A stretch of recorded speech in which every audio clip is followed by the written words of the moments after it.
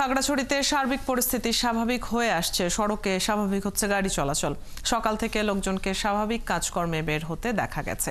যেসব পাহাড়িরা বেচা কেনার জন্য শহরে আসতেন তাদের অনেকেই শহরতলির ধর্মঘর ও স্বনির্ভর এলাকায় তাদের পসরা নিয়ে বসেছেন।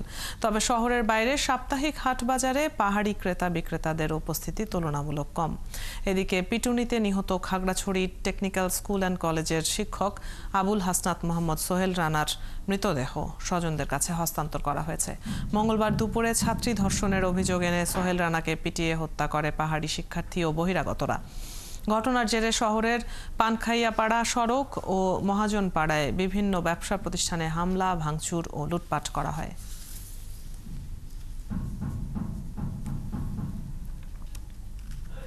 খাগড়াছড়ির আজকের পরিস্থিতি জানাতে এই মুহূর্তে যুক্ত হচ্ছেন সহকর্মী রূপায়ণ তালুকদার।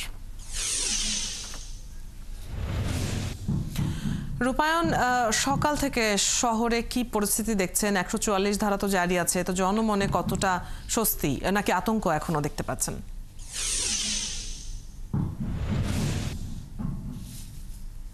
অতীতে গত মঙ্গলবার সোহেল রানাকে হত্যার বিক্ষুব্ধ শিক্ষার্থীরা সোহেল রানাকে পেটিয়ে হত্যা করে যে সাম্প্রদায়িক সহিংসতা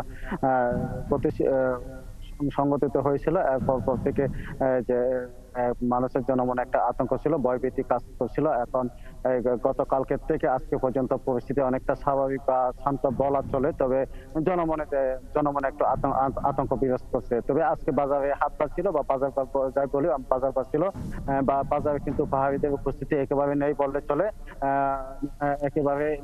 চলে। তবে কিছু মাত্র কয়েকজন বাজার করতে বা যেতে দেখা গেছে। তবে এই মুহূর্তে পরিস্থিতি শান্ত বলা চলে। আর অতীতে আপনি বলছিলেন 144 ধারা জারি নেই, গতকাল বিকেল 3টে থেকে 144 ধারা প্রত্যাহার করেছেন জেলা প্রশাসন। তবে এখনো পর্যন্ত কোনো ধরনের যেহেতু অপ্রীতিকর ঘটনা বা ঘটেনি বা পরিবেশ শান্ত আছে, তবে আস্তে আস্তে মানুষের যে জনমনে ভীতি ছিল, সেই ভীতি আস্তে আস্তে কাটিয়ে উঠবে বা স্বাভাবিক হয়ে উঠবে পরিস্থিতি।